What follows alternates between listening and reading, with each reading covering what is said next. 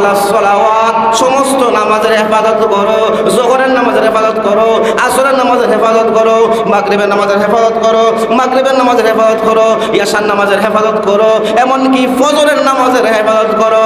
রে দুনিয়ার মানুষেরা, পাঁচ ওয়াক্ত নামাজের হেফাজত করো, পাঁচ ওয়াক্ত নামাজ তুমি আদায় করো।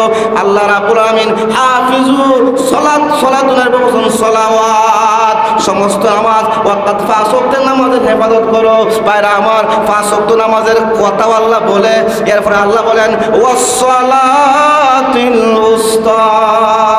রে মানুষেরা তোমরা শোনো, ওই ইমানদারেরা পাঁচ ওয়াক্ত নামাজের হেফাজত করবে, ঠিক আছে, এবং বিশেষভাবে উস্তা নামাজের হেফাজত করো।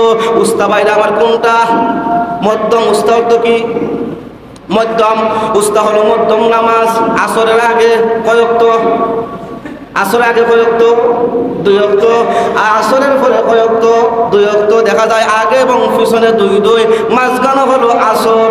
আমার ভাইরা, আল্লাহ বলেন 5 ওয়াক্তের নামাজ আদায় করো, বিশেষভাবে আসরের নামাজটার গুরুত্ব দাও।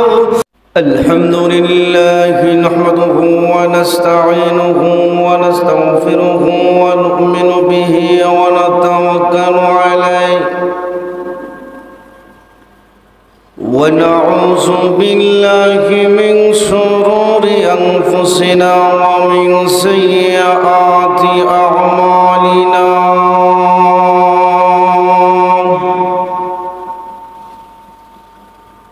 من يهده الله فلا مضل له ومن يضلله فلا هادي له ونشهد أن لا إله إلا الله وحده لا شريك له ونشهد أن سيدنا وسندنا وحبيبنا ومولانا محمدا عبده ورسوله أما بعد فقد قال الله تعالى في كلامه المجيد وفرقانه الحميد أعوذ بالله من الشيطان الرجيم بسم الله الرحمن الرحيم والعصر إن الإنسان لفي خسر إلا الذين آمنوا وعملوا الصالحات وتواصوا بالحق وتواصوا بالصبر. وقال النبي صلى الله عليه وسلم اغتنم 5 قبل 5 وشبابك قبل حرمك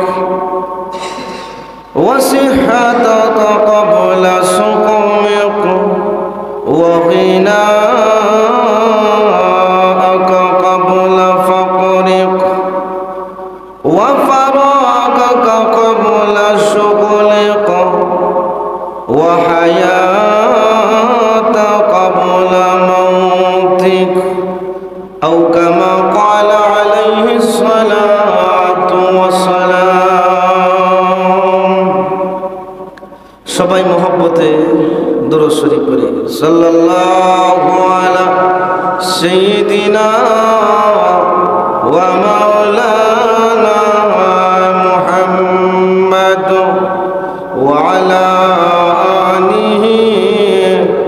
وأصحابه وسلم. صلى الله على سيدنا ومولانا محمد وعلى آله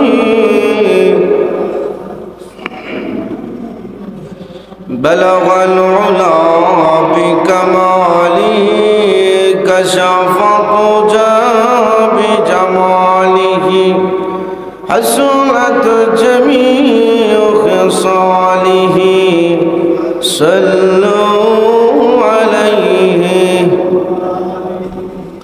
जंग उहद रंगाया है खून हंसला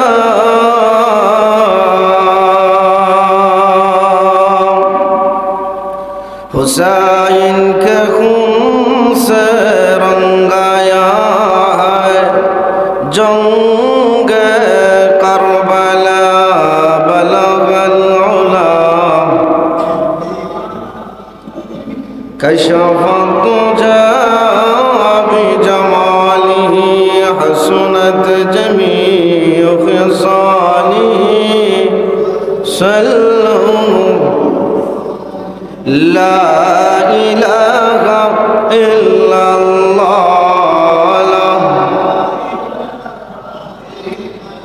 मोहब्बत जिक्र करी ला इलाहा इल्लल्लाह ला इलाहा इल्लल्लाह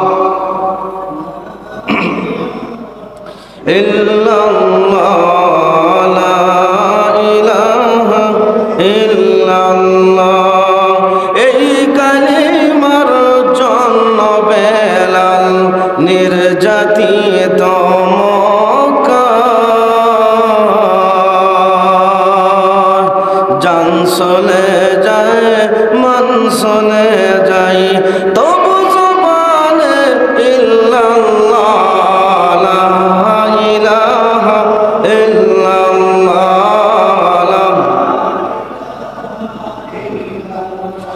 لا إله إلا الله محمد رسول الله صلى الله عليه وسلم. সম্মানিত মুআজ্জিজ মুসল্লিয়ান কিরাম, মুআজ্জিজ মুকাররম উলামায়ে কিরাম, আল্লাহ রাব্বুল আলামিনের দরবারে শুকরিয়া দেব যিনি অত্যন্ত মায়া করে দয়া করে আমাদেরকে পবিত্র জুমার দিনে আল্লাহর মসজিদের মধ্যে আসার বসার তৌফিক দান করেছেন। এজন্য আমরা সবাই সেই মালিকের দরবারে অন্তরস্থল থেকে শুকরিয়া আদায় করি, সবাই বলি আলহামদুলিল্লাহ। আর জোরে বলেন আলহামদুলিল্লাহ। আল্লাহ রাব্বুল আলামিনের শুকরিয়া আদায় করলে আল্লাহ রাব্বুল আলামিন নিয়ামতকে বাড়ায়া দেন। মহান আল্লাহ আপনি আমাকে যতগুলি নিয়ামত দান করেছেন, যদি আমরা সেই নিয়ামতকে গণনা করতে যাই, গণনা করে সেই নিয়ামতকে শেষ করা যাবে না। আল্লাহ বলেন ওয়াইন তাউদ্দু নি'মাতাল্লাহি লা তাহসুহা। আমি আল্লাহ তোমাদেরকে এত নিয়ামত দান করেছি, যদি তোমরা সেই নিয়ামতকে গণনা করতে যাও, গণনা করে শেষ করতে পারবে না। এত নিয়ামত আল্লাহ আমাকে দান করেছেন। ভাইরা আমার, আল্লাহ রাব্বুল আলামিন যত নিয়ামত দান করেছেন, তোর মধ্যে সবচাইতে একটা বড় নিয়ামত হলো সময়। সবচেয়ে বড় নিয়ামত কোনটা ভাই? সময়। সময়, এই সময় যদি আপনি আমি কাজে লাগাতে পারি, মানুষ সময়কে কাজে লাগায়, ইচ্ছা করলে সে নেক কাজের মতো সময়কে লাগাতে পারে, ইচ্ছা করলে গুনার কাজে সময়কে লাগাতে পারে। মানুষ দেখা যায় এই সময়কে কাজে লাগাই কেহ জান্নাত হাসিল করে, আবার কেহ জাহান্নাম হাসিল করে। জোরে কোন কথা ঠিক না ঠিক?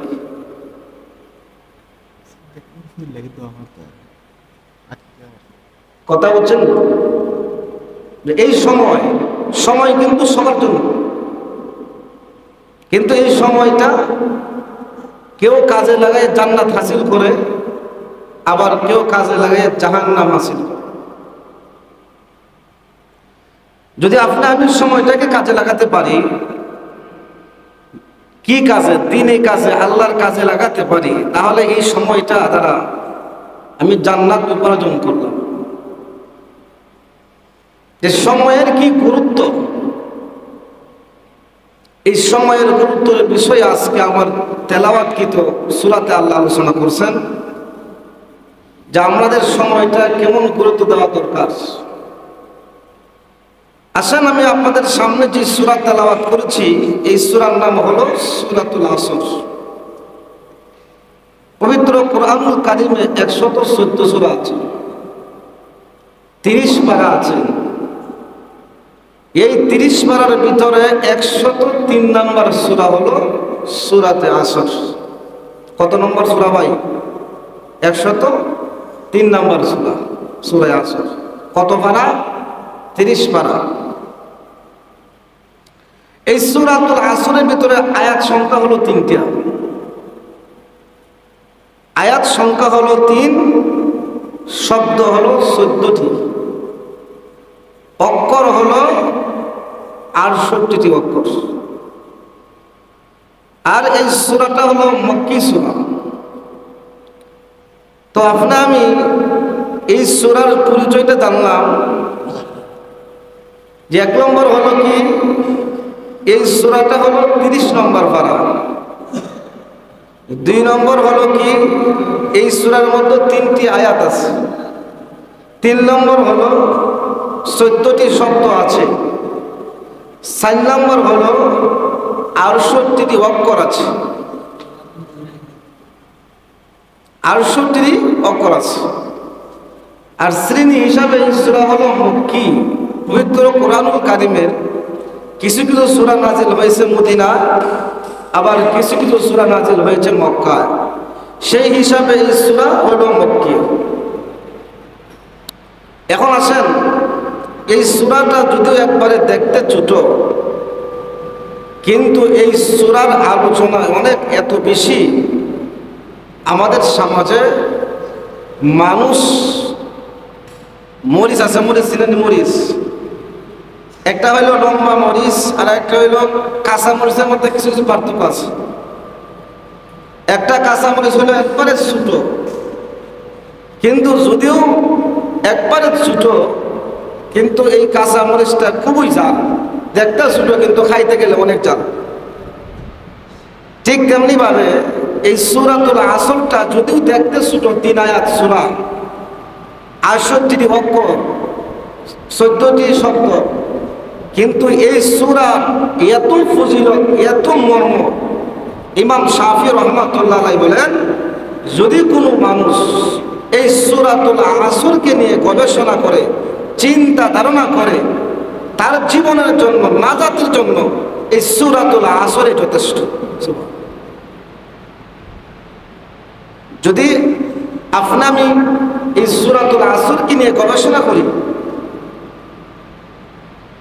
চিন্তা ভাবনা করি, আমার জীবনের নাজাতের জন্য এই সূরাতুল আসরে যথেষ্ট। এই সূরাতুল আসরের ভিতরে মহান আল্লাহ প্রথমে কসম খেয়েছেন, এরপরে আল্লাহ জবাবে কসম উল্লেখ করেছেন, এরপরে আল্লাহ 4টা বিষয় উল্লেখ করছেন সূরা আসরের ভিতরে। প্রথমে হলো কসম, 2 নম্বর আয়াতে আল্লাহ দিয়েছেন জবাবে কসম, 3 নম্বর আয়াতে আল্লাহ 4টা বিষয় আলোচনা করছেন। আল্লাহ রাব্বুল আলামিন এই সূরার শুরুতে আল্লাহ বলেন, ওয়াল আসর, আমি আল্লাহ সময়ের কসম খাইলাম। আসরের কয়েকটা ব্যাখ্যা আছে, তার মধ্যে একটা ব্যাখ্যা হলো সময়ের কসম, আরেকটা ব্যাখ্যা হলো আল্লাহ বলেন ওয়াল আসর, আমি আল্লাহ আসরের নামাজের কসম খাইলাম। এখন আসেন, আল্লাহ রাব্বুল আলামিন তিনি হলেন স্রষ্টা, আর আল্লাহ কসম খাইলেন সৃষ্টির। আসর হলো কি সৃষ্টি, আর আল্লাহ হলেন স্রষ্টা। স্রষ্টা হয়ে আল্লাহ সৃষ্টির কসম খাইলেন, এটা আল্লাহর জন্য জায়েজ, ঠিক আছে। আল্লাহ রাব্বুল আলামিন এই আসরের নামাজের কসম আল্লাহ কেন খাইলেন? আসলে আল্লাহ রাব্বুল আলামিন স্রষ্টা হয়ে সৃষ্টির কসম খাইছেন, এখানে বুঝতে হবে আল্লাহ যদি কোনো জিনিসের কসম খায়, যেমন সূরা আসর নয়, আল্লাহ সূরাতুল ফজরের মধ্যে আল্লাহ বলেছেন ওয়াল ফজর ওয়াল ফাজরি, আমি আল্লাহ ফজরের নামাজের কসম খাইলাম। তে আল্লাহ দেখা যায় এই সূরার মধ্যে খাইছেন সূরা আসরের নামাজের কসম, সূরা ফজর আল্লাহ খাইছেন সূরাতুল ফজরের কসম। তাহলে দেখা যায় আল্লাহ সৃষ্টির কসম খায়। তাহলে আল্লাহ সৃষ্টির কসম কেন খাইলেন? বুঝতে হবে আল্লাহ রাব্বুল আলামিন যেই জিনিসের কসম খায়, এই জিনিসের দাম মহান আল্লাহর কাছে অনেক বেশি, অনেক অনেক বেশি এই জিনিসের দাম। দেখবেন আমাদের সমাজে মানুষ কসম খায় কি খায় না? মানুষ আমাদের সমাজে কসম কেন খায়? একটা কথার গুরুত্ব দেওয়ার জন্য। আপনি বলতেছেন এই তুমি এই কাজটা করছো, সে বলে না আমি এই কাজ করি নাই। আবার বলতেছেন তুমি এই কাজটা করছো, সে বলে আল্লাহর কসম আমি কাজ করছি না। প্রথম সে বলল স্বাভাবিকভাবে, কিন্তু আপনি বিশ্বাস করছেন না। যখন কসম খাইছে তখন আপনি বিশ্বাস করছেন। তাহলে বোঝা গেল যে কসম খাইলে কথাটার গুরুত্ব বেশি না কম? কসম খাইলে কথার গুরুত্ব অনেক অনেক বেশি হইয়া যায়। দেখেন অতীতকালে একজন পয়গম্বর ইউসুফ আলাইহিস সালাতু ওয়াস সালাম, উনিও কসম খাইছিলেন। মহিলা হলো জুলাইখা, যদিও তিনি শেষ দিকে ইউসুফ আলাইহিস সালামের সাথী হয়েছিলেন। জুলাইখার বয়স যখন হলো 40, ইউসুফ আলাইহিস সালামের বয়স অনেক। 40 বছর হইলে মোটামুটি মহিলারা বুড়াই হয়ে যায়। জুলাইখার চেহারা ঠিক নাই, শরীর চামড়া ঢিল হয়ে গেছে, মাথার চুল পেকে গেছে, দাঁত গুলা ভরে যাইতেছে। এই অবস্থায় জুলাইখা একদিকে হাইটে যাইতেছে, ইউসুফ আলাইহিস সালাম যাইতেছেন। হঠাৎ করে ইউসুফ আলাইহিস সালাম তাকায়া দেখে যে এই মহিলারা দেখা যায় পরিচিত পরিচিত মনে লাগতেছে। ইউসুফ আলাইহিস সালাম কয়, ও মহিলা, তোমার বাড়ি কোন জায়গায়, তোমার নাম কি? তোমাকে তো আমার পরিচিত পরিচিত মনে হইতেছে। ওয়াইরা আমার তাকায় দেখেন, শুধু তাই নয়, ইউসুফ আলাইহিস সালাম যেই মুহূর্তে বলেছেন, ও মহিলা, তোমাকে তো আমার পরিচিতা পরিচিতা মনে হইতেছে, তোমার নাম কি, তোমার পরিচয় কি? আর জুলাইখা মূলত ইউসুফ আলাইহিস সালামকে চিনি লাইছে, কারণ চিনবো না, অনেক লম্বা ইতিহাস আপনারা জানেন। আল্লাহ বলেছেন নাহনু নাকুসু আহসানাল কাসাস, সূরা ইউসুফের মধ্যে আল্লাহ বলেছেন যে সবচেয়ে উত্তম কিচ্ছা হলো এটা। জুলাইখা ইউসুফ আলাইহিস সালামকে চিনছেন। এমনি জুলাইখা কয়, রে ইউসুফ, তুমি কি আমাকে চেনো নাই? আমি হলাম ওই মহিলা, যেই মহিলা তোমাকে মিশরের বাজার থেকে কিনেছিলাম। ওরে সব তুমি শুনে রেখো, এক পাল্লায় হীরা মনে মুক্তা ছিল, আর এক পাল্লায় তুমি সব ছিলে। আমি হলাম ওই মহিলা, যেই মহিলা তোমাকে মিশরের বাজার থেকে কিনেছিলাম। এমনিতে ইউসুফ আলাইহিস সালাম বলেন, ও জুলাইখা, তুমি শুনো, আমি তোমাকে বলেছিলাম তোমার নাম কি? তুমি এতটুকুই বললে হতো আমার নাম জুলাইখা। তুমি কেন আমাকে খোঁটা দিলা এই কথা বলে? এক পাল্লা আমি ইউসুফ ছিলাম, আর এক পাল্লায় হীরা মনে মুক্তা ছিল। আমি তোমাকে বললাম তোমার নাম কি? তোমার পরিচয় দিলে আমি চিনতে পারতাম। জুলাইখা রে, তুমি আমাকে কেন এই কথা বলে কুটা দিলাই? কি কুটা? এক পাল্লাই তুমি ছিলে, আর এক পাল্লাই হীরামণি মুক্তা ছিল। ও জুলাইখা, আমি বললাম তোমার নাম কি? বলতে পারতে আমি জুলাইখা, আমি তোমার চিনতে পারি, কিন্তু তুমি আমার কুটা দিছো কেন? কুটা কুটা বোঝেননি? কুটা তো বর্তমান বাংলায় সকল গরম, কুটা আন্দোলন।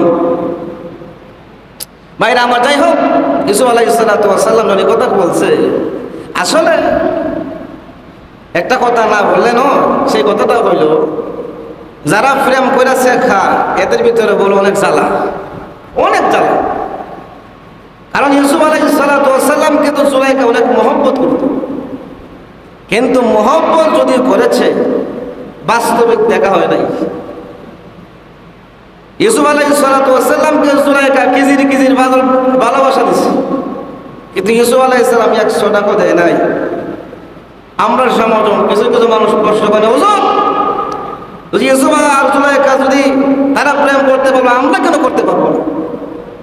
তারা যুক্তি দেয়, যুক্তি। ও ভাই শুনেন, ইউসুফ আলাইহিস সালাম, ইউসুফ আর জুলাইখা তারা প্রেম করছে, কিন্তু জুলাইখা বাস্তবে কোনোদিন ইউসুফকে দেখে নাই। যা দেখছে স্বপ্নে দেখছে। যাও একদিন বাস্তবে আটকেই ছিল। ইউসুফ আলাইহিস সালাম পবিত্র ছিলেন, যার কারণে দরজা অটোমেটিক খুলে তিনি বাইর হয়ে আসছিলেন। ঘটনা আপনারা জানেন।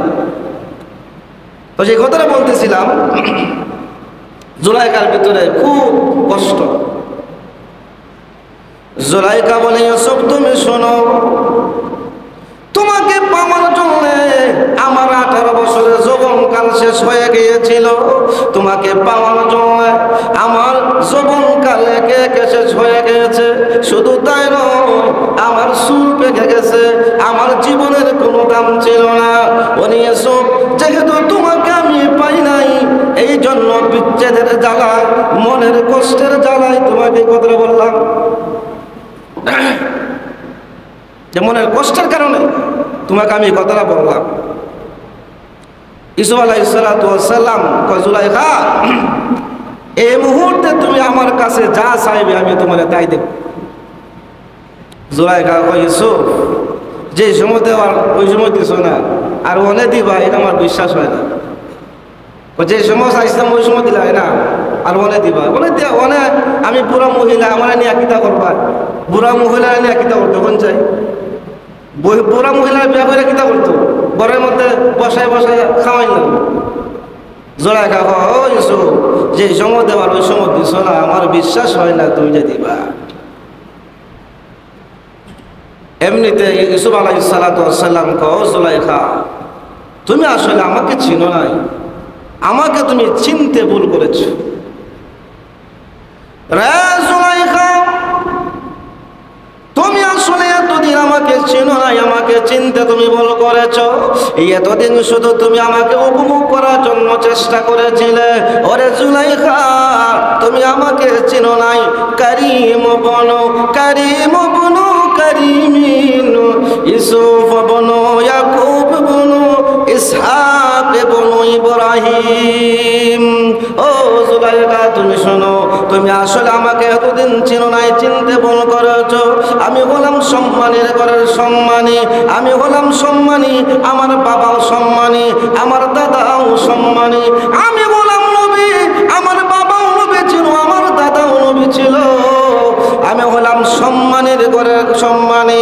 ওরে জুলাইখা, তুমি শোনো, সম্মানী লোকেরা কোনদিন ওয়াদা দিয়া ওয়াদা খেলাফ করে না। সম্মানী কাকে বলে? তাফসিরে ভাষা বলা হয় আল কারিম ইজা ওয়াদা ওয়াফা। সম্মানী হলো তারাই, যারাই ওয়াদা দিয়ে ওয়াদা ভঙ্গ করে না, তারাই হলো সমাজের সম্মানী। আর আমাদের সমাজের সম্মানী হলো কি? তারাই যারা মনে করেন ফ্যান কইলিয়া দাঁড়ায়া পছরা করে, এলাই সম্মানী। এরা হলো সম্মানী। নবীর যুগে যখন নবীজি সাল্লাল্লাহু আলাইহি ওয়াসাল্লাম সুন্দর করে বসে যখন প্রস্রাব করতেন, তখন কাফির বেঈমানরা ঠাট্টা করত, এই দেখো তোমাদের নবী প্রস্রাব করে, ইয়াবুলু কামা তাবুলুল মারআত। তোমাদের নবী এমন ভাবে প্রস্রাব করে যেমন প্রস্রাব করে পেট টানতে। মহিলাদের মতো প্রস্রাব করে, নবীর দিকে টিটকারি মস্কারি করত। কথা বলছেন? দাঁড়ায়া তারা কত হইলো যে তারা সম্মানী, তারা দাঁড়ায় প্রস্রাব করে। ওই যুগের সম্মানী আর ওই যুগের সম্মানী তো একই সম্মানী। আমরা সামনে দেখা যায় গলার মধ্যে টাই আছে আর দাঁড়ায় আছে সাইডে। ও ভাই দাঁড়ায় প্রস্রাব দেখবেন, কুকুরে প্রস্রাব করে দাঁড়াইয়া। তুমি ইমানদার, তুমি মুসলমান, তুমি কেন দাঁড়ায় প্রস্রাব করবে? এটা তো নবীর আদর্শ না। নবীর আদর্শ হলো সুন্দর করে বসে প্রস্রাব করা, এটা নবীর আদর্শ।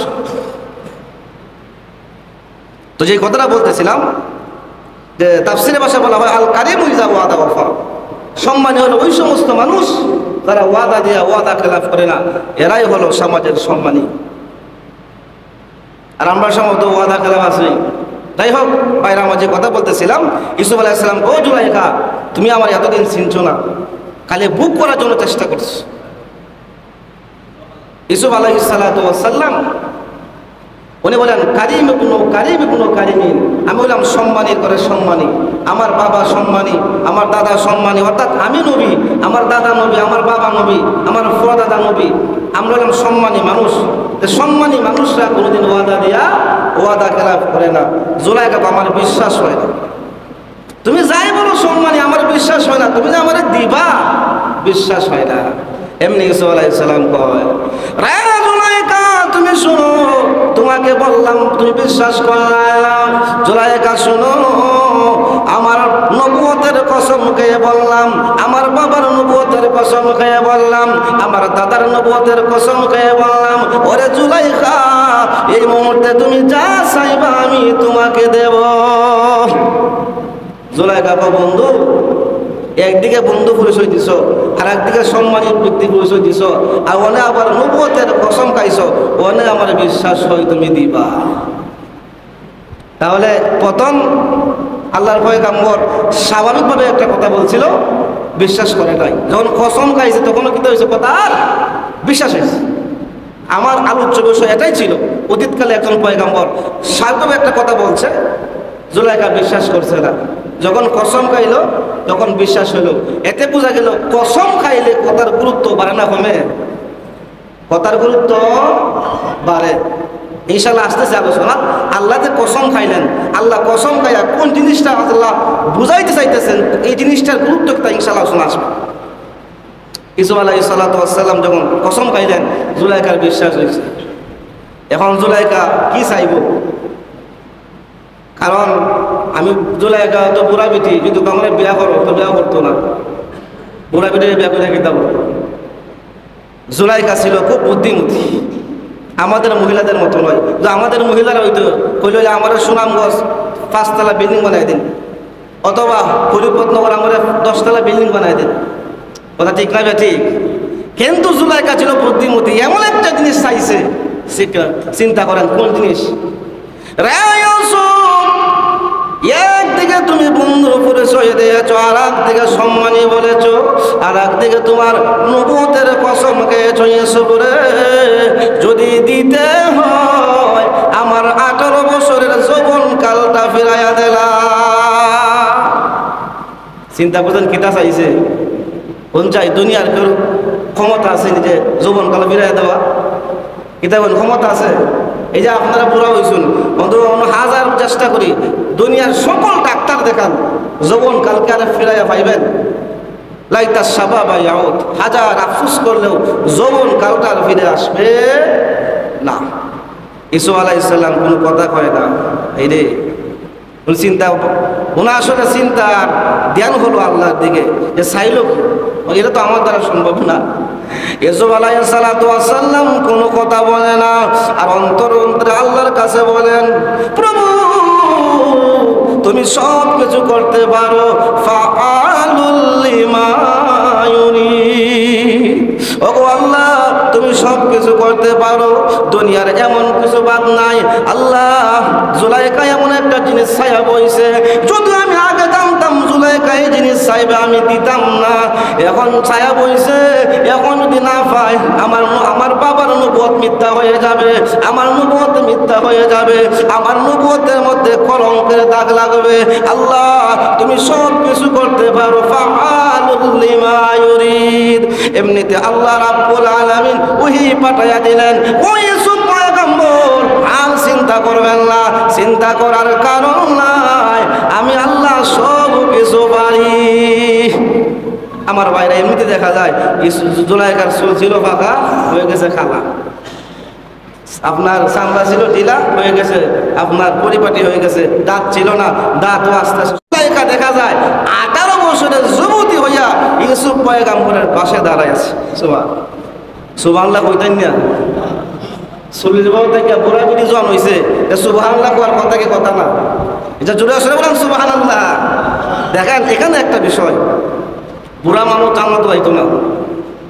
এখন তো বুড়া মানুষ নবীজি একদিন ওয়াজ করতেছে যে বুড়া মানুষ জান্নাতে যাইতো না, এক বুড়া খালি কাঁদতেছে। এই নবীজি কিতা করেন? আসলে ওয়াজ বুঝছে না। আসলে আল্লাহ তাআলা বুড়া মানুষকে জান্নাত দিবেন না এর অর্থ এটা নয়। আসলে আল্লাহ বুড়া বানায় জান্নাত দিবেন না, আল্লাহ জান্নাতও দিবেন। পুরুষকে আল্লাহ 33 বছরের যুবক বানায়া, আর মহিলাদেরকে আল্লাহ 18 বছরের যুবতী বানায়া আল্লাহ জান্নাত দিবেন। ভাইরা আমার, তার নজির আল্লাহ যে পারবেন তার একটা দৃষ্টান্ত আল্লাহ দুনিয়াতে দেখাইছেন। দুনিয়ার এমন কোন মানুষ নাই, এমন কোন মহিলা নাই যেই মানুষের যৌবন কাল ফিরে পাইছে। একজন মহিলা ফিরে পাইছে, ওই মহিলা হইল জুলাইখা। আল্লাহ পৃথিবীর মানুষদেরকে, দুনিয়ার মানুষদেরকে আল্লাহ দেখা দিয়েছেন, ও দুনিয়ার মানুষেরা, আমি আল্লাহ বুড়া মানুষকে জান্নাত দিব না, বুড়া অবস্থায় জান্নাত দিব না, কিন্তু আমি আল্লাহ তাদেরকে যে মানুষদেরকে, পুরুষদেরকে 33 বছরের যুবক বানাইয়া, এমনকি মহিলাদেরকে 18 বছরের যুবতী বানাইয়া যে আমি আল্লাহ জান্নাতে দিব, তার প্রমাণ তোমরা দেখে রাখো। কিতা কইন? আল্লাহ পারবেন কি পারবেন না? প্রমাণ তো একটা বাস্তব আছে। আমার বাইরে তো যে কথাটা বলতেছিলাম, আল্লাহ বলেন ইন্নাল ইনসানা লাফি খুসর। আল্লাহ রাব্বুল আলামিন এই আয়াতের ভিতরে, এই আয়াতে আল্লাহ কসম খাইলেন। বাইরে আমার যে কথা বলতেছিলাম, মহান আল্লাহ রাব্বুল আলামিন যে কসম খেয়েছেন, অবশ্যই আল্লাহ যে জিনিসের কসম খায় এই জিনিসের দাম মহান আল্লাহর কাছে অনেক বেশি। জোরে কোন কথা ঠিক না? আমার ভাইরা, আল্লাহ হলেন সৃষ্টি হইয়া স্রষ্টার কসম খাইলেন। এখানে আর একটা বিষয় জানতে হবে, সৃষ্টি যদি সৃষ্টির কসম খায়, কসম হবে না। মানুষ যদি আসমানের কসম খায়, কসম হবে না। মানুষ যদি জমিনের কসম খায়, কসম হবে না। আমাদের সমাজে দেখবেন অনেক মহিলারা আছে, বাচ্চারা মাথার ধরে কসম খায় কি খায় না?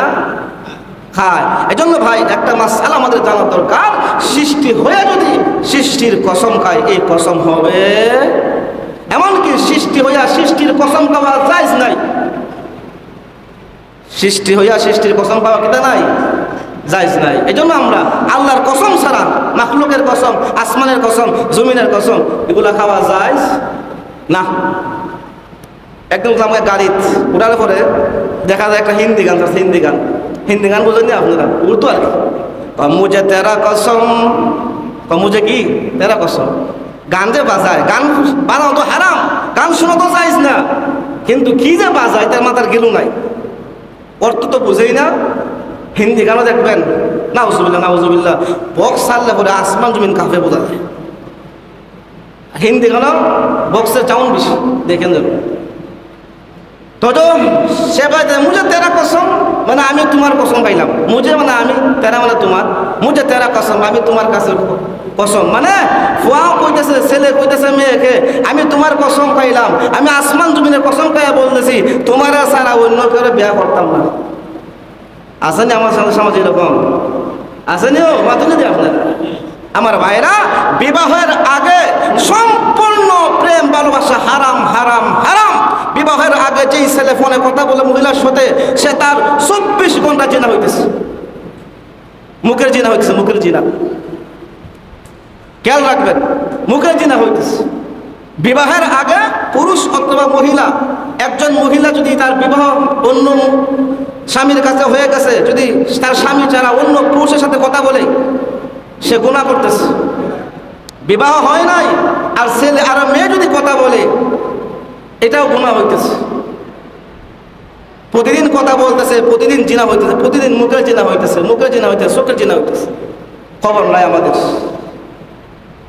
তো যে কথা বলতেছিলাম, মুঝে তেরা কসম, আমার ভাইরা, মহিলা মেয়ের পুরুষে যখন প্রেম কইরা দেখবেন অনেক এমন অবস্থা হয়, অনেক দেখা যায় ছেলে কয় আমি তোমার মাথা শপথ হাত রেখে বলতেছি, আসমান জমিন সাক্ষী রেখে কইতাছি, তুমি ছাড়া অন্য কোনো জায়গায় বিয়া করতা। শুনে রাখুন, এ যে কসম খাই বাটপা, কারণ আসমান জমিনের কসম করে তার কসমে হয় না, তাহলে এই মহিলা সে কেমনে বিয়া করবে? আসমান জমিনের কসম খাইলো, আসলে তার কসম হয়েছে কিতা কয়, যদি আল্লাহর কসম খাইতো তাহলে অবশ্যই তার কসমের ভঙ্গ করলে গুনাহ হলো, কাফরা দেওয়া রাখলো, এরও বাটপারি। এটা কি আমাদের সমাজের কি ভাই? বাটপারি, বাটপারি। এজন্য এই সমস্ত কাজ করা যাবে না। বিবাহের আগে প্রেম প্রীতি একবারে সম্পূর্ণ হারাম। আমার ভাইরা, তো যে কথাটা বলতেছিলাম, প্রাসঙ্গিক আলোচনা হয়েছে যে সৃষ্টি হইয়া সৃষ্টির কসম পাওয়া যায় নাই। এখন আসেন আরেকটা বিষয়, প্রাসঙ্গিক আলোচনা আছে, মান্নত। আমাদের সমাজে মানুষ মান্নত করে মাজারে, মান্নত করে ইমন পীর সাহেবের কাছে, মান্নত করে এমুক জায়গা, মান্নত করে তুমুক জায়গা। আছে কি আছে না? কিতা কন আছে কি আছে না? ল্যাংটা শাহ মাজারের মান্নত, এই শাহ মাজারের মান্নত, এই শাহ মাজারের মান্নত, শাহজালাল মাজারের মান্নত। আমার ভাইরা, আল্লাহ ছাড়া, আল্লাহর নাম ছাড়া অন্য কাহার নামে মান্নত মানাও যায় না, মান্নত করাও হারাম। আপনি মান্নত করেন আল্লাহর নামে, সব দিয়ে দেন আপনার পীর সাহেবের নামে, সব দিয়ে দেন আপনার সমস্ত যারে মন চায় সব দিয়ে দেন, কোনো আপত্তি নাই। আপনি মান্নত করবেন কার নামে? আল্লাহর নামে। মান্নত করবেন কার নামে ভাই? আল্লাহর নামে। আল্লাহর নামে মান্নত করবেন আর সবটা দিয়ে দেন শাহজালাল সাহেবের নামে, অথবা আপনার যে পীর আছে পীরের নামে, সব দিয়ে দেন। তাই বলে কি পীরের নামে মান্নত করতে হবে? মাজারে গিয়ে মান্নত করতে হবে? আমরা জানি না, আমরা বুঝি না, যারা কোনো মাজারে গিয়ে মান্নত করি। আমরা মান্নত করবেন মসজিদের মধ্যে, মান্নত করবেন মাদ্রাসার মধ্যে, যেখানে কোরআন হাদিস পড়ানো হয়। মসজিদ হলো আল্লাহর ঘর। আমাদের সমাজের মানুষ মসজিদের মধ্যে দেয় না, নতুন গাবি তার বাচ্চা দিয়েছে, যারা প্রথম দুধটা নিয়ে মাজারে দেয়, নতুন গাছে ফল দিয়েছে, প্রথম ফলটা মাজারে নিয়ে দেয়। কত বড় বোকা মানুষ আছে আমাদের সমাজে, কত বড় বোকা আজকে আমরা হয়ে গেলাম। আমার গাছের নতুন ফল তা মসজিদের মধ্যে নেয়া দেয় মাজারও। মাজারও কে খায়? কোন চাই? মাজারও কে খায়? যারা গেছেন তারা বুঝবেন, যারা খাদেম এরা খায়। এটারা খাওয়া কি লাভ হবে? কেন এটা 5 ওয়াক্ত নামাজই পড়ে না।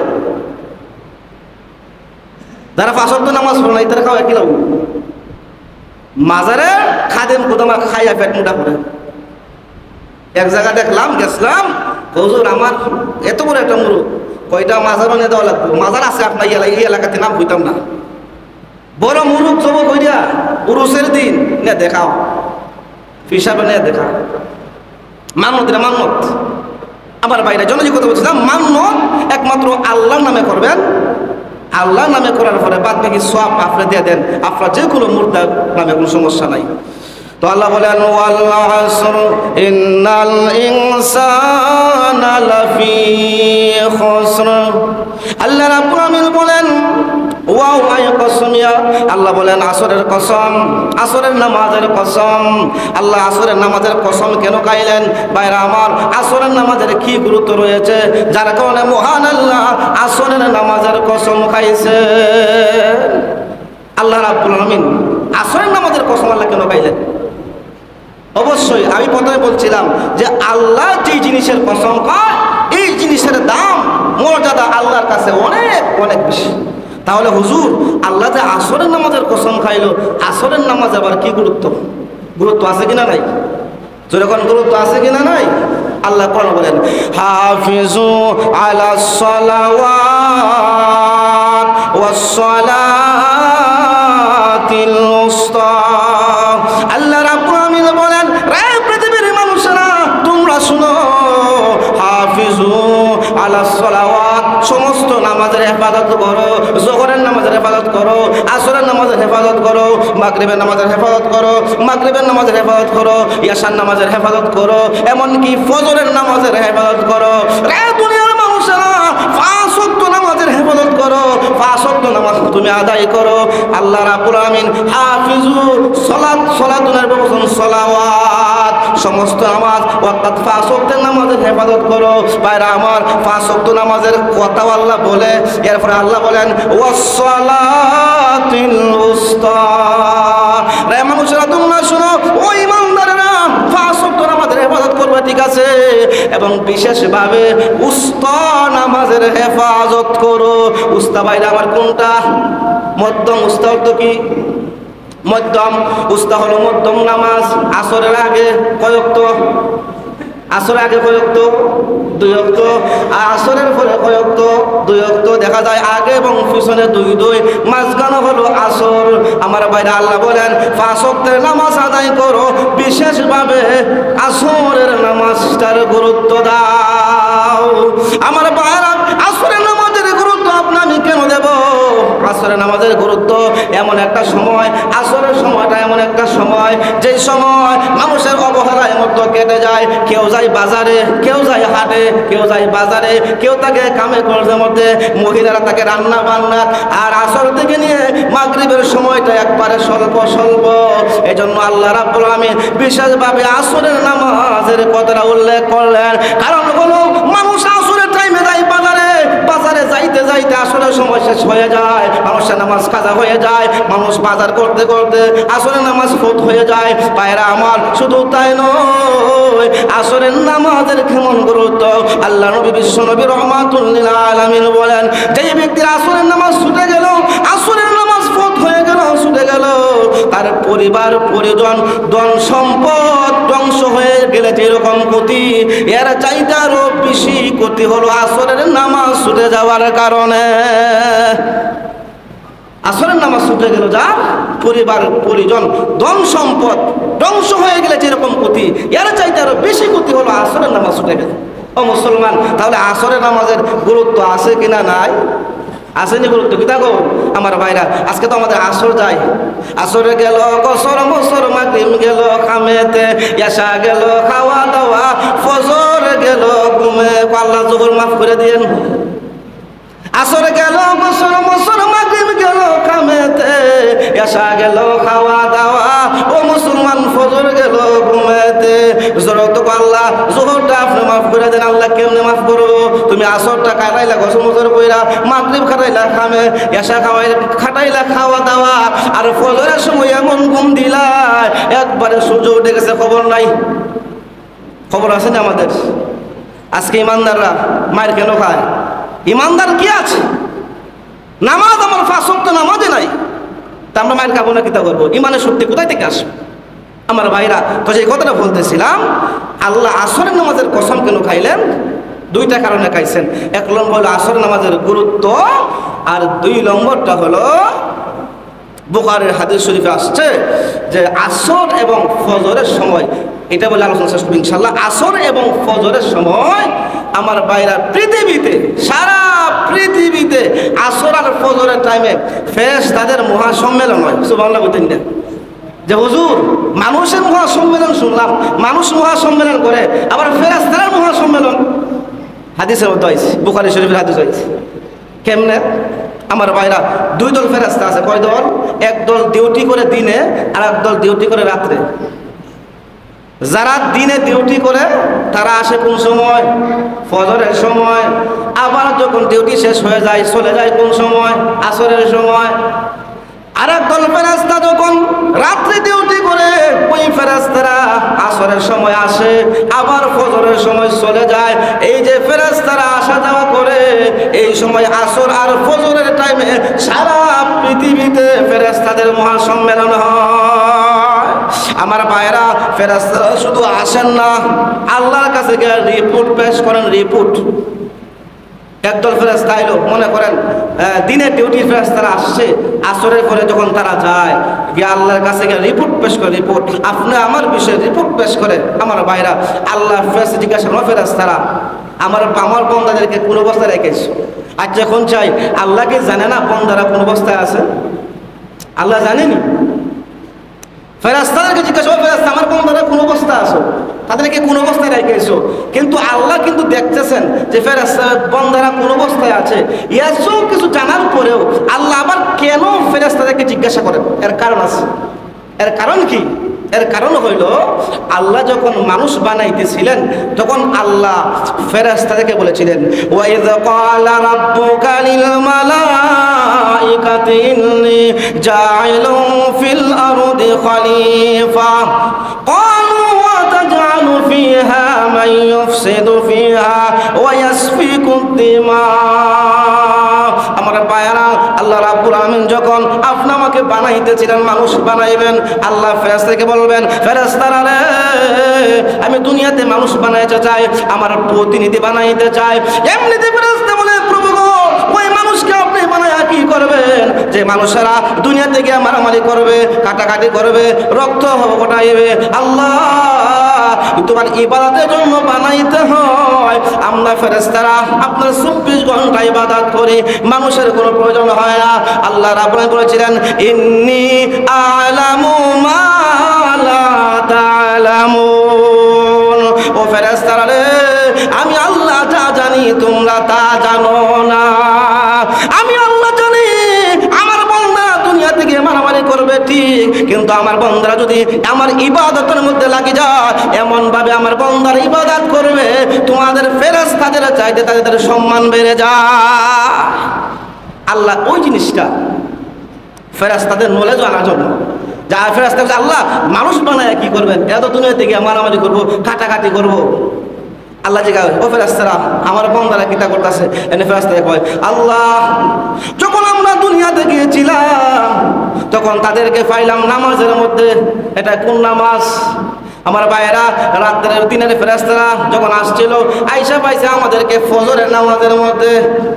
এই রিপোর্ট কি সবার ক্ষেত্রে কিতা বল যে ফেরেশতারা কয় আল্লাহ যখন আমরা দুনিয়াতে গেছিলাম গিয়া পাইলাম তারা নামাজও। এটা কোন নামাজ? ফেরেশতা মানে দিনে যারা আসছে, ফজরের সময় যারা আসছে তারা যখন আসর তো যায়, আল্লাহ জিজ্ঞাসা করে আমার বান্দাদেরকে কোন অবস্থায় রাখছো? আল্লাহ যখন দুনিয়াতে গিয়েছিলাম গিয়া পাইলাম তারা নামাজও, আবার আসার সময় পাইলাম তারা নামাজও।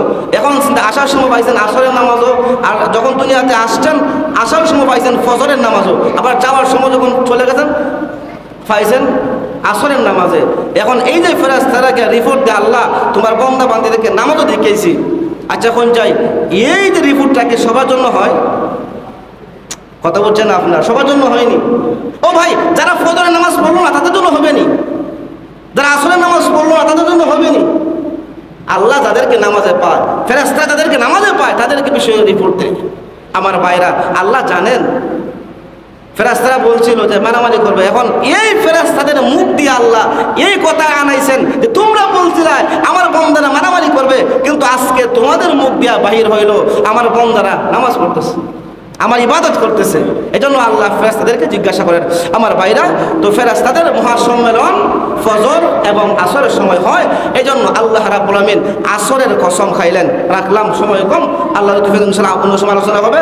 আল্লাহ বলেন আসর, আমি আল্লাহ আসরের কসম খাইলাম। আসরের নামাজের কসম আল্লাহ কেন খাইলেন? দুই কারণে। এক নম্বর হইল আসরের নামাজের গুরুত্ব আল্লাহর কাছে অনেক বেশি, আর দুই নম্বর হলো কি আমার ভাই, দুই নম্বর হইল আসর এবং ফজরের নামাজের সময় ফেরেশতাদের মহাসম্মেলন দুনিয়াতে হয়। আমার ভাইরা আল্লাহ আসরের কসম খায় বলতেছেন ইন্নাল ইনসানা লাফি খুস, মানুষ ক্ষতিগ্রস্তের মধ্যে আছে, ক্ষতিগ্রস্তের মধ্যে মানুষ রয়েছে, ক্ষতিগ্রস্তের মধ্যে মানুষ রয়েছে, কিন্তু 4টা কাজ যারা করবে তারা ক্ষতিগ্রস্তের মধ্যে নয়। ইনশাআল্লাহ আগামী জুমা আলোচনা হবে। আর আসরের মাত্র একটা ব্যাখ্যা দিলাম যে আসরের নামাজের ব্যাখ্যা। দুই নম্বরের একটা ব্যাখ্যা আছে সময়ের কসম। আসরের তো সময়ের কসম। আল্লাহ সময়ের কসম কেন খাইলেন? আর সময়ের সাথে এই 4টা বিষয়ের কি সম্পর্ক? যে 4টা বিষয় আল্লাহ বলছেন যে 4টা বিষয় যারা পালন করবে এরা ক্ষতিগ্রস্ত নয়, তাহলে আল্লাহ সময়ের কসম খাইয়া আল্লাহ 4টা বিষয় বলছেন, এই 4টা বিষয় যারা পালন করবে এরা ক্ষতিগ্রস্ত নয়, তাহলে সময়ের সাথে এই 4টা বিষয়ের কি সম্পর্ক? ইনশাআল্লাহ আগামী জুমা আলোচনা হবে। আল্লাহ যেন আমরা সবার যে কথাগুলো বললাম আল্লাহ তাআলা বিশেষভাবে নামাজের হেফাজত করার আল্লাহ তাআলা তৌফিক দান করেন। ও ভাই তুমি ফজরের নামাজ আদায় করি, আল্লাহর কাছে গিয়ে ফেরেশতা রিপোর্ট দেবে আল্লাহ দেখছিস তোমার বান্দারা ফজর নামাজ পড়তেছে, তো আসরের নামাজটা আদায় করি, ফেরেশতা আল্লাহ দেখছিস তোমার